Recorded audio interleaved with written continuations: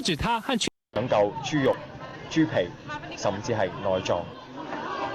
有人排咗幾個鐘頭隊，龐大嘅需求，有限嘅供應，唔使1個鐘，豬肉被搶購一空，連豬皮都冇賣。人多了沒辦法了，供應不善了，你就沒辦法了，怪不得政府也怪不得私人了。等了多久啊你？我都跟你排了2個小時了。我排了8個小時了。半個小時。現在等着了，現在馬上過年了，現在什麼都是空的，是不是？政府應該也要採取相應的措施，是不是？他要早採取措施就好了，但是現在就是晚了。而超市就準備咗大量嘅臘腸臘肉應市。另外，雪災亦都大規模咁樣破壞電網，連銀行咧都冇應急用電，提款機冇晒反應，攞唔到錢啊！分行多日關閉，有市民話手頭就嚟冇晒現金應付日常所需。還是有點不多了。不多了。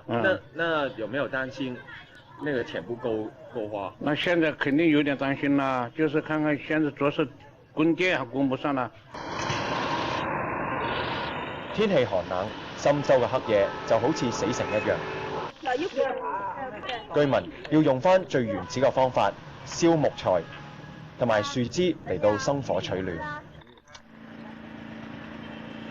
深州呢度咧，雖然話係局部恢復供水啊，不過仲有2/3嘅地方咧都係冇水供應㗎。市民咧都係通街咧要揸住桶落去攞水。咁啊住得高嘅人咧，3樓以上啊，更加咧係唔知幾時先會有水用。好啦，我喺深州嘅報道咧講到呢度，交翻俾香港啊。唔該晒。貴州咧就係另一個災情嚴重嘅省份，一啲少數民族聚居嘅山區咧，更加係被風雪阻隔，已經成半個月㗎啦。嗱，喺外地打工啦，翻去過年嘅村民唔單止咧要逼幾日車，仲要再行2日啦先至翻到屋企嘅。胡力漢就去呢啲山區睇過。海拔1500米嘅高坡鄉被冰封咗足足半個月啦。唔單止冇水冇電，對外交通仲中斷埋添。喺外面打工翻嚟過春節嘅村民係開心之餘，個個都一套戲。開不開心？開心，開心沒有車通啊，開什麼心？為什麼？為什麼不開心？就是林太大了，沒有車通。我坐好遠哦，我從下面走下來。是嗎？啊。回到家開心嘛？開心啊！雖然佢哋每個人坐咗幾日車，又行足5日先翻到嚟屋企，咁但係趕得切翻嚟過節，都算係幸運㗎啦。這比慢點，因為今年回不來過春節哈，回不來過春節，回不來啊！你想唔想家？想啊！父母在家，我也想你，我也想你嘛，這是。陳君19歲嘅女去咗廣東打工，買唔到火車飛翻嚟過節，19年嚟第一次唔喺父母身邊過年啫。肯定希望他回來，這樣第二嘛。肯定希望他回來過春節，過團圓年是吧？佢哋一家5口，7成收入都係靠個女賺翻嚟㗎。而家帶唔到錢翻嚟，成家人過年都要慳啲使啦。今年春節天寒地凍，最重要嘅就未必家家戶戶都可以團到聚。對於呢度農民嚟講啦，未必可以過到開心嘅一年啦。有線電視記者胡力漢喺貴州省嘅報導。舊先休息一陣，翻嚟會報道，一個女人喺屯門被的士撞死，的士事後一度離開現場，司機被捕。大圍車公廟附近爆食水管，預計今晚10點先整好，而附近屋村就一路都仲有水供應。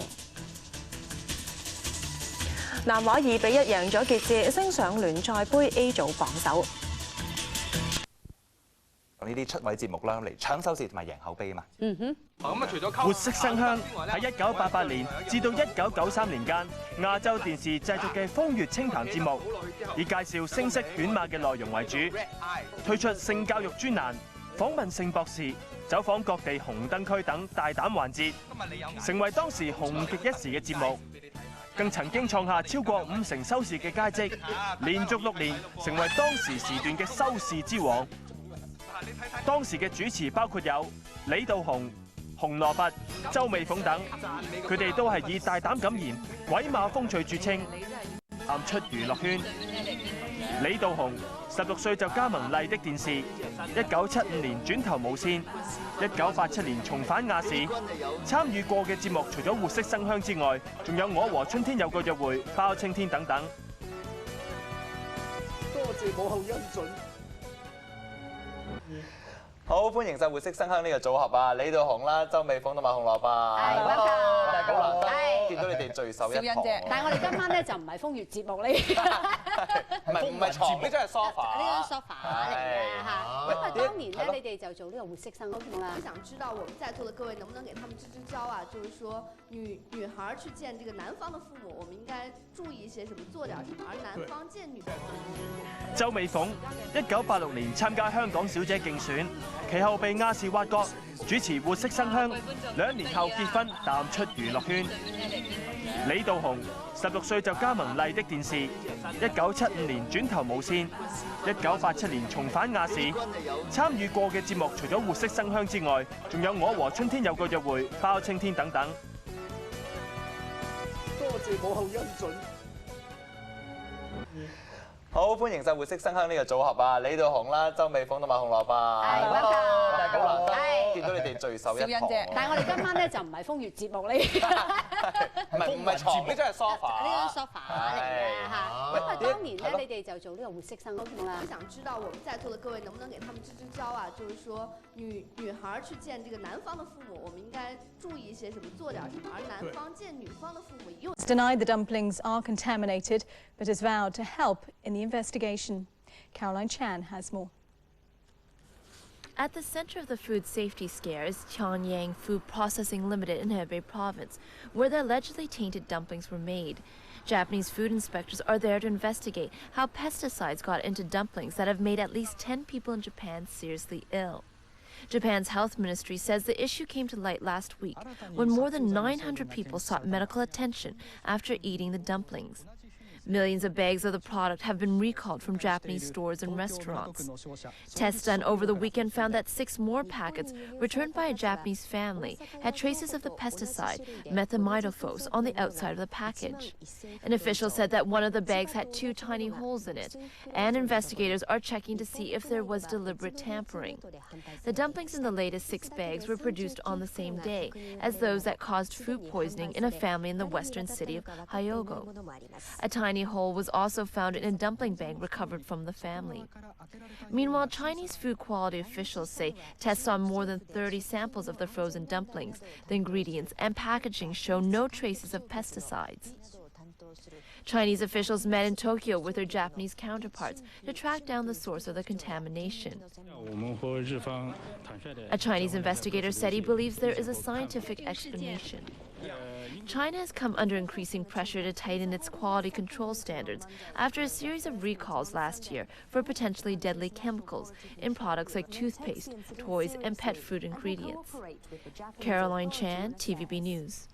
And there's news tonight of a possible breakthrough in another row between China and Japan. A Japanese newspaper says the two countries may evenly share profits in the dispute over gas exploration rights in the East China Sea.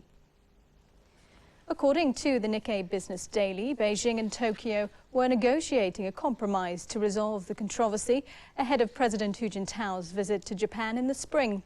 The report says the two countries would jointly develop the gas fields in disputed waters.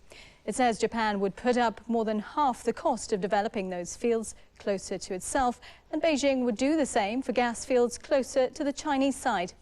The overall goal would be for them to split the profits evenly. But Japan's top government spokesman has disputed the report, saying it's inaccurate to a considerable extent. It's the eve of Super Tuesday, the biggest vote so far in the U.S. presidential nomination process. Democrats Hillary Clinton and Barack Obama are in a virtual dead heat, but a poll released today shows Obama opening up a slight lead in the state with the most to offer, California. And Republican John McCain is already talking like he's the party's nominee. Jimmy So reports. In the colossal state of California, Barack Obama has star power.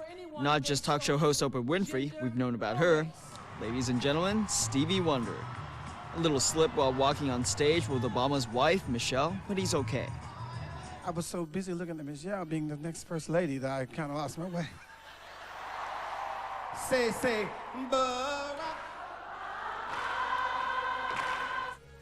One national poll on Sunday shows Obama and Hillary Clinton tied going into the Democrats' 22 contests on Super Tuesday.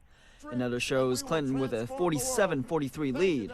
Another one, released today, shows Obama with a 46-40 lead in California. Who knows which poll to believe? Clinton, a New York senator, is believing in football and the New York Giants' chance in the Super Bowl. You know, we got two big contests coming up. We have the Super Bowl tonight. We have Super Tuesday. I want the New York team to win both. That's where I am focused. The Giants did go on to win. So TVB News. Pro-Western reformer Boris Tadic has won Serbia's presidential runoff. He narrowly beat nationalist and pro-Russian challenger Tomislav Nikolic. Victory party for Tadic and his supporters in the capital, Belgrade. The 50-year-old incumbent garnered just over half of the votes, compared with 47% for Nikolic. Analysts say the runoff results show Serbians want to continue on a path of pro-Western reform. Tadic favors closer ties with the European Union. Another challenge facing the second-term leader, Kosovo. The breakaway province could be declaring independence over the next few weeks. Tadic opposes an independent Kosovo, but the European Union supports it. In Chad, rebel forces say they've pulled back voluntarily after taking siege of the capital on Saturday in an attempt to oust President Idris Deby. But the government says it was the work of troops loyal to the president that pushed back the insurgents. Meanwhile, the first batch of evacuees have arrived in France. The French government sent troops to Chad to evacuate more than 1,000 French and foreign nationals from the oil-rich nation when the fighting began. France's foreign minister says the European Union should not be dissuaded from sending peacekeepers to the region. The United Nations Security Council has also held meetings to discuss possible solutions to the conflict. The charity group Doctors Without Borders is reporting that several hundred people have been killed or injured in the 2 days of fighting, many of them civilians. And still ahead in the news, New Year fair vendors reminded not to sell counterfeit goods. The annual Battle of the... One down, let's get the other one, she said. Police are investigating possible links between... 好在列车上有供暖设备和食物储备，当地救援部门表示，列车有望在。阶段，国务院成立煤电油运。